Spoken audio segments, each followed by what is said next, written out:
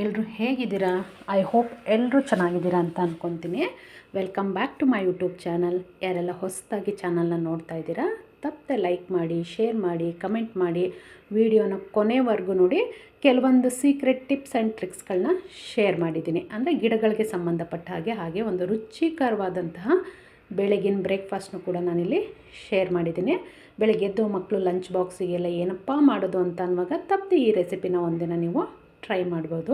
ಹಾಗೆಯೇ ನನ್ನ friend birthday ಇತ್ತು, ಅದರದ್ದು ಸ್ವಲ್ಪ ವೀಡಿಯೋ ಕ್ಲಿಪ್ಪಿಂಗ್ಸ್ನ ನಾನಿಲ್ಲಿ ಶೇರ್ ಮಾಡಿದ್ದೀನಿ. ಹಾಗೆಯೇ ಚಳಿಗಾಲದಲ್ಲೂ ಕೂಡ ತುಂಬ ಹೂವು ಬಿಡುತ್ತೆ ಗಿಡ ಅಂತ ಅಂದರೆ ಅದಕ್ಕೆ ಕೆಲವೊಂದು ಸೀಕ್ರೆಟ್ ಟಿಪ್ಸ್ ಮತ್ತು ಟ್ರಿಕ್ಸ್ಗಳಿದೆ, ಅದನ್ನು ಕೂಡ ನಾನಿಲ್ಲಿ ಶೇರ್ ಮಾಡ್ತೀನಿ. ಹಾಗಾಗಿ ವಿಡಿಯೋನ ಎಂಡ್ವರೆಗೂ ನೋಡಿ, ಎಲ್ಲೂ ಕೂಡ ಸ್ಕಿಪ್ ಮಾಡೋಕ್ಕೆ ಹೋಗಬೇಡಿ.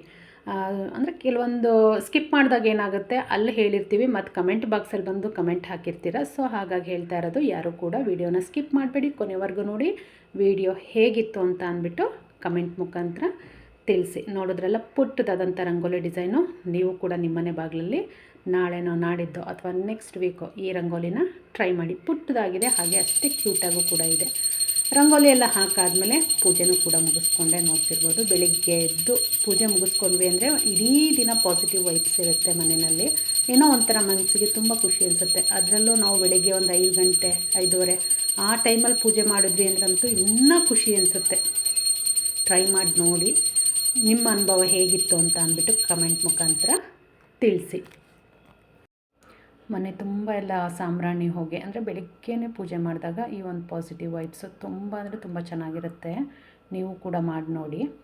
ಹಾಗೆಯೇ ಬೆಳಿಗ್ಗೆ ಪೂಜೆ ಎಲ್ಲ ಮುಗಿಸ್ಕೊಂಡು ಬೆಳಗಿನ ಬ್ರೇಕ್ಫಾಸ್ಟ್ ಮಾಡೋಣ ಅಂತ ಅಂದ್ಬಿಟ್ಟು ಎಲ್ಲ ರೆಡಿ ಮಾಡ್ಕೊಳ್ಳೋಣ ಅಂದ್ಬಿಟ್ಟು ಬಂದೆ. ನೋಡ್ತಿರ್ಬೋದು, ಪೂಜೆ ಎಲ್ಲ ಆಗಿದೆ. ಈಗ ಬ್ರೇಕ್ಫಾಸ್ಟ್ನ ರೆಡಿ ಮಾಡ್ಕೋಬೇಕು. ಹಾಗಾಗಿ ಬನ್ನಿ, ನಾನು ಯಾವ ರೆಸಿಪಿನ ಮಾಡ್ತೀನಿ ಅಂತ ಅಂದ್ಬಿಟ್ಟು ಶೇರ್ ಮಾಡ್ತಾ ಹೋಗ್ತೀನಿ. ಕ್ಯಾರೆಟ್ ರೈಸ್ನ ಮಾಡ್ತಾಯಿದ್ದೀನಿ ಇವತ್ತು ನಾನು ಲಂಚ್ ಬಾಕ್ಸಿಗೆ ಅಂತ ಹೇಳಿ. ಮೊದಲಿಗೆ ಸ್ಟವ್ ಮೇಲೆ ಒಂದು ಕಡಾಯಿನ ಇಟ್ಕೊಳ್ಳಿ. ಸ್ವಲ್ಪ ಎಣ್ಣೆನ ಸೇರಿಸಿ, ಎಣ್ಣೆ ಕಾದ ನಂತರ ಅದಕ್ಕೆ ಗೋಡಂಬಿನ ಸೇರಿಸಿ ಹುರಿದು ಎತ್ತಿಟ್ಕೊಳ್ಬೇಕಾಗುತ್ತೆ.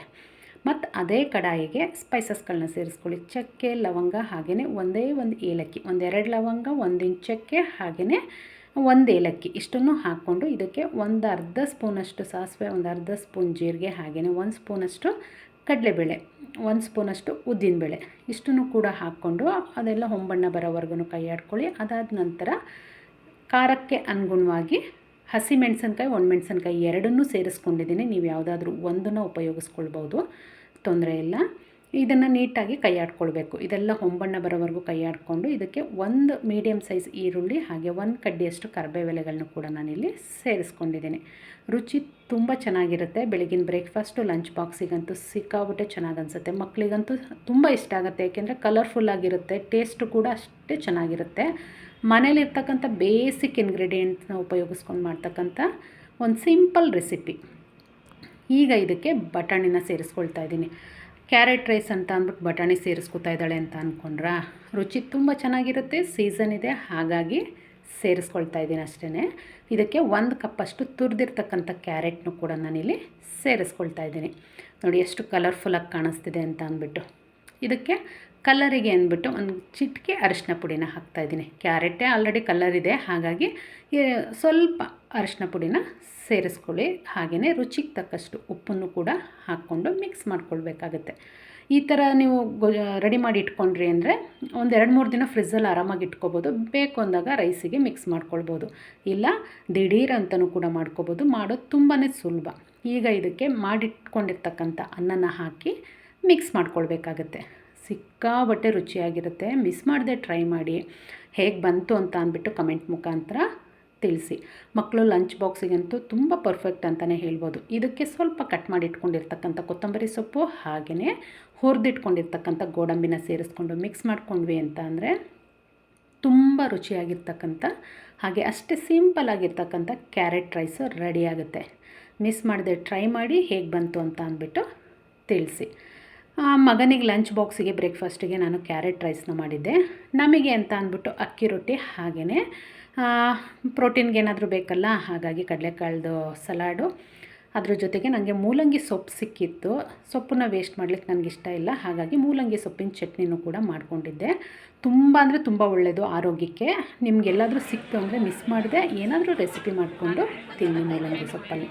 ಇದು ನಮ್ಮ ಬೆಳಗಿನ ಬ್ರೇಕ್ಫಾಸ್ಟ್ ಎಲ್ಲ ಮುಗಿಸ್ಕೊಂಡು ಫ್ರೆಂಡ್ ಬರ್ತಡೇ ಇತ್ತು ಅಂತ ಅನ್ನಲ್ಲ, ಹೋಟೆಲ್ಗೆ ಹೋದ್ವಿ.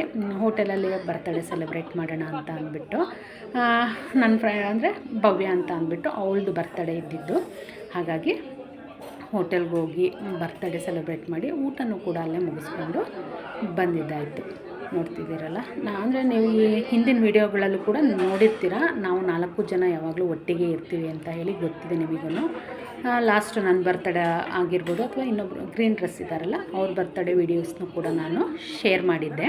ಹಾಗಾಗಿ ಗೊತ್ತಿರುತ್ತೆ ತುಂಬ ಜನಕ್ಕೆ. ಇನ್ನು ಭವ್ಯಿಂದಾಯಿತು, ನೆಕ್ಸ್ಟು ಸುಷ್ಮಾ ಇದ್ದಾರೆ ನೆಕ್ಸ್ಟ್ ಕ್ಯೂನಲ್ಲಿ, ಅವ್ರ ಬರ್ತಡೇ ಒಂದು ವೀಡಿಯೋನೂ ಕೂಡ ನಾನು ಹೀಗೆ ಶೇರ್ ಮಾಡ್ಕೊಳ್ತೀನಿ.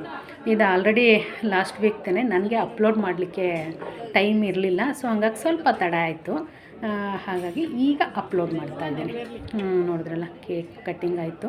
ಕೇಕ್ ತರೋದೇ ತುಂಬ ಚಿಕ್ಕ ಕೇಕು, ಯಾಕೆಂದರೆ ಕೇಕ್ಗೆ ಜಾಸ್ತಿ ತಿಂದ್ವಿ ಅಂತ ಅಂದರೆ ಮತ್ತು ಮಧ್ಯಾಹ್ನ ಊಟ ಏನೂ ಮಾಡೋಕ್ಕಾಗಲ್ಲ.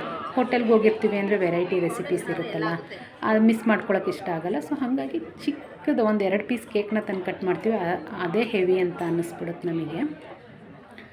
ಆ್ಯಸ್ ಯೂಶಲ್ ಸ್ಟಾರ್ಟರ್ಸ್ಗಳು, ಅದಾದಮೇಲೆ ರೋಟಿ, ಗ್ರೇವಿ, ರೈಸ್ ಐಟಮ್ ಏನಾದರೂ ಒಂದು, ಕೊನೆಗೆ ಡೆಸರ್ಟ್. ಈ ಥರ ಯಾವಾಗಲೂ ಎಂಡ್ ಆಗುತ್ತೆ. ಈ ಸಲ ಸೂಪ್ನ ತೊಗೊಂಡ್ಬಿಟ್ವಿ ಫಸ್ಟಿಗೆ, ನೋಡ್ತಿರ್ಬೋದು. ಸೂಪ್ ಕುಡಿದ್ಮೇಲಂತೂ ತುಂಬ ಏನೂ ತಿನ್ನಬೇಕು ಅಂತಲೇ ಅನ್ನಿಸ್ತಿರ್ಲಿಲ್ಲ. ಕೇಕ್ ತಿಂದು ಫಸ್ಟಿಗೆ ಸೂಪ್ ಕುಡಿದ್ವಿ ಅಂತ ಅಂದರೆ ಆಲ್ಮೋಸ್ಟ್ ಹೊಟ್ಟೆ ಫಿಲ್ ಆದಂಗೆ ಆಗುತ್ತೆ, ಬೇರೆ ಏನೂ ಬೇಕು ಅಂತಲೇ ಅನ್ನಿಸ್ತಿರ್ಲಿಲ್ಲ. ನನಗೆ ಪರ್ಸ್ನಲಿ ಹೋಟೆಲ್ಗೆ ಹೋಗೋದಕ್ಕಿಂತ ಮನೆಯಲ್ಲೇ, ಅಂದರೆ ನಾವೆಲ್ಲ ಫ್ರೆಂಡ್ಸ್ ಸೇರಿ ಕೆಲವೊಂದು ಸಲ ಪಾಟ್ಲಾಗನ್ನು ಮಾಡ್ತೀವಲ್ಲ, ಅದು ತುಂಬ ಅಂದರೆ ತುಂಬ ಇಷ್ಟ. ಯಾಕೆಂದರೆ ನಾವಿರೋ ಫ್ರೆಂಡ್ಸ್ ಎಲ್ಲರೂ, ನಮ್ಮ 4 ಜನದ ಜೊತೆಗೆ ಇನ್ನೂ 1-2-3 ಜನ ಇದ್ದಾರೆ, ಎಲ್ಲ ಬೇರೆ ಬೇರೆ ಡಿಸ್ಟಿಕ್ ಅವರು. ಹಾಗಾಗಿ ಅವ್ರ ಕಡೆ ಏನು ಸ್ಪೆಷಲ್ ಇರುತ್ತೆ ಆ ರೆಸಿಪಿನ ಮಾಡ್ಕೊಂಡು ಬರ್ತಾರೆ. ಹಾಗಾಗಿ ನನಗೆ ಅದು ತುಂಬ ಖುಷಿ ಅನಿಸುತ್ತೆ. ಮತ್ತು ಟೇಸ್ಟ್ ವೈಸು ಚೇಂಜ್ ಇರುತ್ತೆ. ನಾವು ಹೋಟೆಲಲ್ಲಿ ತಿಂದಿದ್ದೇನಂತಂದರೆ ಸೇಮ್ ಅನಿಸುತ್ತೆ ನನಗೇನು, ಯಾಕೆಂದರೆ ಎಲ್ಲ ಮಸಾಲೆ, ತುಪ್ಪ ಈ ಥರ ಸೇಮ್ ಅಂತಲೇ ಅನ್ನಿಸ್ತಿರುತ್ತೆ. ಹೋಟೆಲಲ್ಲಿ ನಾವು ಈ ಥರ ನಮ್ಮ ಊರುಗಳದ್ದು ಏನು ಸ್ಪೆಷಲ್ ರೆಸಿಪಿ ಇರುತ್ತೆ ಆ ರೆಸಿಪಿನ ಮಾಡ್ಕೊಂಡು ನಾವು ಪಾಟ್ಲಾಗ್ ಮಾಡೋದು ನನಗೆ ಬಹಳನೇ ಖುಷಿ ಅಂತ ಅನಿಸುತ್ತೆ. ರುಚಿನೂ ಕೂಡ ತುಂಬ ಅಂದರೆ ತುಂಬ ಚೆನ್ನಾಗಿರುತ್ತೆ. ಅಂದರೆ ನಾವು ಮಾಡಿದ್ರೆ ಆ ರುಚಿ ಬರಲ್ಲ. ಈಗ ನಾರ್ತ್ ಅವರು ರೊಟ್ಟಿ ಮಾಡ್ತಾರಲ್ಲ, ಜೋಳದ ರೊಟ್ಟಿ, ಎಣ್ಗಾಯಿ, ಅದು ನಾವು ಹೇಗೆ ಮಾಡಿದ್ರೂ ಅವ್ರು ಮಾಡೋ ರುಚಿನಲ್ಲಿ ಬರಲ್ಲ. ಹಾಗಾಗಿ ಇದು ಬಂದು ಬರ್ತಡೇ ವಿಡಿಯೋ ಆಗಿತ್ತು. ಬರ್ತಡೇ ಎಲ್ಲ ಮುಗಿಸ್ಕೊಂಡು ಬಂದು ಒಂದು ಸ್ವಲ್ಪ ಟೈಮ್ ಆದಮೇಲೆ ಅದು ಒಂದು ಪಾಟ್ಗೆ, ಅಂದರೆ ಯಾವಾಗ್ಲೂ ಎಲ್ಲರೂ ಕೇಳ್ತಿರ್ತೀರ, ಕಮೆಂಟ್ ಮಾಡಿದ್ದಾರೆ ತುಂಬ ಜನ. ಹಾಗೆ ನೇಬರ್ಸ್ ಆಗಿರ್ಬೋದು, ಫ್ರೆಂಡ್ಸು, ರಿಲೇಟಿವ್ಸ್ ಎಲ್ಲ, ಗಿಡಕ್ಕೆ ಏನು ಹಾಕ್ತೀಯಾ, ಅಷ್ಟು ಚೆನ್ನಾಗಿ ಫ್ರೆಶ್ ಆಗಿರುತ್ತೆ, ಹಾಗೆಯೇ ಹೂವು ಕೂಡ ಅಷ್ಟೊಂದು ಬಿಡುತ್ತಲ್ಲ, ಇದಂತೂ ನನಗೆ ತುಂಬ ಕಾಮನ್ ಕ್ವಶನ್ ಆಗೋಗಿದೆ. ಸರಿ ಅಂತ ಅಂದ್ಬಿಟ್ಟು ಅದಕ್ಕೆ ಆನ್ಸರ್ನ ಮಾಡ್ತಿದ್ದೀನಿ. ಬನ್ನಿ, ನಾನು ಯಾವ ಥರ ಮಾಡ್ತಿದ್ದೀನಿ ಗಿಡಕ್ಕೆ, ಹೂವು ಆಗ್ಲಿರ್ಬೋದು ಅಥವಾ ಗಿಡ ತುಂಬ ಫ್ರೆಶ್ ಆಗಿರುತ್ತೆ ಅಂತಂದರೆ ಅಂದ್ಬಿಟ್ಟು ಶೇರ್ ಮಾಡ್ತಿದ್ದೀನಿ. ವಿಡಿಯೋನ ಸ್ಕಿಪ್ ಮಾಡಿಬಿಡಿ, ನೋಡಿ. ಇದು ನೋಡಿ, ಇದು ಬಂದು ಪನ್ನೀರ್ ಪತ್ರೆ ನೋಡ್ತಿರ್ಬೋದು ನೀವು.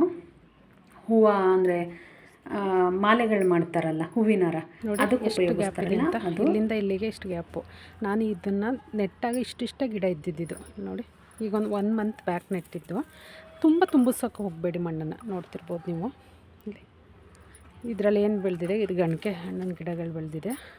ಈಗ ಇದನ್ನು ನಾವು ಇಲ್ಲೇ ಗೊಬ್ಬರ ಮಾಡ್ಕೋಬೋದು. ಹೇಗೆ ಅಂತಂದರೆ, ಈ ಉಳಿದಿರ್ತಕ್ಕಂಥ ಸಿಪ್ಪೆ ಏನಿದೆ ಇದನ್ನು ಹಾಕಿ ಇದ್ರ ಮೇಲೆ 1 ಲೇಯರ್ ನಾವು ಮಣ್ಣನ್ನು ಹಾಕ್ತಾ ಬಂದರೆ ಒಳ್ಳೆ ಗೊಬ್ಬರ ಆಗುತ್ತೆ. ನಾವು ಹೊರಗಡೆಯಿಂದ ತಂದು ಹಾಕೋದೇ ಬೇಡ. ಅದಕ್ಕೋಸ್ಕರ ಹೇಳ್ತಿರೋದು, ಆದಷ್ಟು ಮಣ್ಣನ್ನು ತುಂಬ ಕಡಿಮೆ ತುಂಬಿಸಿ. ಇದರಲ್ಲಿ ಆಲ್ರೆಡಿ ಸ್ವಲ್ಪ ಗೊಬ್ಬರ ಇದೆ, ಹಾಗೆ ಖಾಲಿ ಮಣ್ಣೇನು ತುಂಬಿಸಿಲ್ಲ ನಾನು. ಆದ್ರೂ ಒಂದೇ ಸಲ ಗೊಬ್ಬರ ಹಾಕಿಬಿಟ್ಟು ಒಟ್ಟಿಗೆ ಗಿಡನ ನೆಡ್ಲಿಕ್ಕೆ ಹೋಗಬೇಡಿ. ನೋಡಿ, ನಾನು ಒಂದು ಕಾಲು ಭಾಗಕ್ಕಿಂತ ಸ್ವಲ್ಪ ಜಾಸ್ತಿ ಇದೆ ಅನಿಸುತ್ತೆ. ಪಾಟು ತುಂಬ ದೊಡ್ಡದೇ ಇದೆ, ಅದಕ್ಕೆ ನಾನು ಮಣ್ಣು ಜೊತೆಗೆ ಗೊಬ್ಬರ 2 ಹಾಕಿನೇ ಗಿಡನ ನೆಟ್ಟಿದ್ದು. ತುಂಬ ಪುಟ್ಟ ಗಿಡ ನೆಟ್ಟಿದ್ದು, ಅದು ಎಷ್ಟು ಹೆಲ್ದಿಯಾಗಿ ಬಂದಿದೆ ಅಂತ ನೋಡ್ತಿರ್ಬೋದು ನೀವು. ಚಳಿಗಾಲದಲ್ಲಿ ಗಿಡ ಬರೋದೇ ಕಷ್ಟ, ಅದರಲ್ಲಿ ನಾನು ಮಾಡಿರೋ ಮೆಥಡಲ್ಲಿ ಎಷ್ಟು ಚೆನ್ನಾಗಿ ಬಂದಿದೆ ಅಂತೇಳಿ. ಈಗ ಇದಕ್ಕೆ ಒಂದು ಅರ್ಧದಷ್ಟಿದೆ ಅಲ್ವಾ ಮಣ್ಣು, ಅದಕ್ಕೆ 1 ಲೇಯರು ನಾನು ಈಗ ಹಸಿ ಕಸ, ಒಣ ಕಸ ಏನಿದೆ ಅದನ್ನು ಹಾಕ್ಕೊಳ್ತಾ ಇದ್ದೀನಿ. ನೋಡ್ತಿರ್ಬೋದು ನೀವು, ಹೂವಿದೆ, ತರಕಾರಿ ಸಿಪ್ಪಿದೆ, ಹಾಗೆ ಸ್ವಲ್ಪ ಉಳಿದಿರ್ತಕ್ಕಂಥ ರೈಸು ಕೂಡ ಇದೆ. ಈಗ ಇದನ್ನು ಮಣ್ಣು ಹಾಕ್ತಾಯಿದ್ದೀನಿ 1 ಲೇಯರು. ಏನು ನಾವು ಹಸಿ ತರಕಾರಿ ಸಿಪ್ಪೆ, ಅನ್ನ ಉಳಿದಿರೋದಾಗ್ಬೋದು, ಅಥವಾ ಹೂವು ಏನು ಹಾಕ್ತೀವಿ, ಅಥವಾ ಒಣಗಿರೋ ಎಲೆಗಳು ಯಾವುದನ್ನು ಹಾಕ್ತೀವಿ ಅದು ಫುಲ್ ಕವರ್ ಆಗಬೇಕು, ಅಷ್ಟು ಮಣ್ಣನ್ನು ಹಾಕಿದ್ರೆ ಸಾಕು. ನಾರ್ಮಲ್ ಮಣ್ಣು ಇದು, ಇದಕ್ಕೆ ಯಾವುದೇ ಥರ ಗೊಬ್ಬರ ಅದು ಇದು ಏನು ಮಿಕ್ಸ್ ಆಗಿಲ್ಲ. ನೋಡ್ತಿದ್ದೀರಲ್ಲ, ಈಗ ಇದನ್ನು ನೀಟಾಗಿ ಕವರ್ ಮಾಡ್ತಿದ್ದೀನಿ ನಾನು. ಅಂದರೆ ಹೂವು ತರಕಾರಿ ಸಿಪ್ಪೆಗಳು ಕಾಣಬಾರ್ದು. ಕಾರಣ ಇಷ್ಟೇ, ಅದನ್ನು ನೀವು ಮೇಲೆ ಹಾಕಿಬಿಟ್ರೂ ಗೊಬ್ಬರ ಆಗುತ್ತೆ ಇಲ್ಲ ಅಂತಲ್ಲ, ಬಟ್ ಮಣ್ಣು ಹಾಕಿದಾಗ ಆದಷ್ಟು ಬೇಗ ಗೊಬ್ಬರ ಆಗುತ್ತೆ, ಹಾಗೆ ಹುಡಿ ಗೊಬ್ಬರ ಆಗುತ್ತೆ, ಬೇರು ಬಿಡಲಿಕ್ಕೆ ಅವಕಾಶ ಆಗುತ್ತೆ ಗಿಡಕ್ಕೆ. ಮತ್ತು ಇನ್ಸ್ಟೆಂಟಾಗಿ ಸಿಗ್ತಾನೆ ಇರುತ್ತಲ್ಲ ಗೊಬ್ಬರ, ಗಿಡ ತುಂಬ ಚೆನ್ನಾಗಿ ಬರುತ್ತೆ. ನೋಡಿ ಎಲೆಗಳು ನೋಡ್ತಿರ್ಬೋದು ನೀವು, ಈ ನೆಲದಲ್ಲಿ ಹಾಕಿದಾಗ ಎಷ್ಟು ದೊಡ್ಡ ದೊಡ್ಡ ಎಲೆಗಳು ಬರುತ್ತೆ. ಅದೇ ಥರ ನಾನು 1 ಇಯರ್ವರೆಗೆ ರೀಪಾಟ್ ಮಾಡೋವರೆಗೂ ಇದೇ ಮೆಥಡಲ್ಲಿ ಮಾಡ್ತಿರ್ತೀನಿ. ಇಷ್ಟೇ ಹೆಲ್ದಿಯಾಗಿರುತ್ತೆ ಗಿಡ. ಅಂದರೆ ಫುಲ್ಲು ಈಗ ಇನ್ನೂ ಒಂದು ಲೇಯರ್ ನಾನು ಗೊಬ್ಬರ ಹಾಕಿ ಅದ್ರ ಮೇಲೆ ಮಣ್ಣು ಹಾಕ್ಬೋದು. ಅದನ್ನು ಯಾವಾಗ ಮಾಡ್ತೀನಿ ಅಂದರೆ ಇನ್ನು 1 ರಿಂದ 2 ತಿಂಗಳು ಗ್ಯಾಪ್ ಆದಮೇಲೆ ಮಾಡ್ತೀನಿ. ನೋಡಿ ಆ ಕಡೆ ಬಂದು ದೊಡ್ಡ ಪತ್ರೆ, ಅದು ಕೂಡ ಅಷ್ಟೇ ಹೆಲ್ದಿಯಾಗಿದೆ.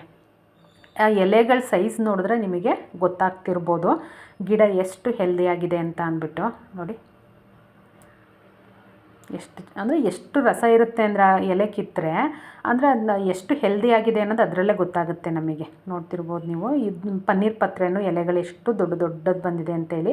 ನಾನು ಆ ಪನ್ನೀರ್ ಪತ್ರೆ ಎಲೆ ಬರುತ್ತಲ್ಲ, ಆ ಎಲೆನೇ ನೆಟ್ಟಿದ್ದು ನಾನು, ಬೇರು ಸಹಿತ ಏನು ನೆಟ್ಟಿಲ್ಲ ಆಯಿತಾ. ಇದು ಅಷ್ಟೇ, ಈ ತುದಿನ ಮುರಿದ್ಬಿಟ್ಟು ನೆಟ್ಟರೆ ಬರುತ್ತೆ ದೊಡ್ಡ ಪತ್ರೆನೂ. ಯಾವುದಕ್ಕೂ ಬೇರು ಬೇಕು ಅಂತ ಏನಿಲ್ಲ ಈ ಗಿಡಗಳಿಗೆ. ನೋಡಿ ಎಷ್ಟು ಚೆನ್ನಾಗಿದೆ ಅಂತ ಅಂದ್ಬಿಟ್ಟು.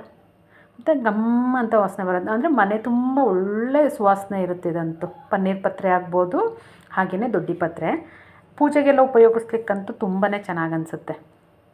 ನೋಡ್ತಿದ್ದೀರಲ್ಲ, ಇದೇ ನಾನು ಮಾಡ್ತಕ್ಕಂಥ ಸೀಕ್ರೆಟು. ಒಂದೇ ಸಲ ಗೊಬ್ಬರ ಹಾಕೋದಕ್ಕಿಂತ ಈ ಥರ ಸ್ಟೆಪ್ ವೈಸ್ ಹಾಕೋದ್ರಿಂದ ಏನಾಗುತ್ತೆ, ಬೇರು ಬಿಡಲಿಕ್ಕೆ ಈಸಿ ಆಗುತ್ತೆ. ಗಿಡಕ್ಕೆ ಅವಾಗವಾಗ ಗೊಬ್ಬರ ಸಿಗೋದ್ರಿಂದ ಗಿಡನೂ ಕೂಡ ತುಂಬ ಹೆಲ್ದಿಯಾಗಿ ಬರುತ್ತೆ. ಇದು ಹೂ ಬಿಡೋ ಗಿಡ ಅಲ್ವಲ್ಲ, ಹಾಗಾಗಿ ಎಲೆನೇ ತುಂಬ ಹೆಲ್ದಿಯಾಗಿದೆ. ಅದೇ ಹೂ ಬಿಡ್ತಕ್ಕಂಥ ಗಿಡಗಳಾದರೆ ಹೂ ಬರುತ್ತೆ ನೋಡಿ, ಈ ಗುಲಾಬಿ ಗಿಡದಲ್ಲಿ ನೋಡಿ ಎಷ್ಟಿದೆ ಚಳಿಗಾಲದಲ್ಲೂ. ಇದು ಇವತ್ತಿನ ವಿಡಿಯೋ ಆಗಿತ್ತು. ಯಾರೆಲ್ಲ ವಿಡಿಯೋನ ಕೊನೆಯವರೆಗೆ ನೋಡಿದ್ದೀರಾ ತಪ್ಪದೆ ಲೈಕ್ ಮಾಡಿ, ಶೇರ್ ಮಾಡಿ, ಕಮೆಂಟ್ ಮಾಡಿ. ವಿಡಿಯೋ ನೋಡಿದ್ದಕ್ಕೆ ಧನ್ಯವಾದಗಳು.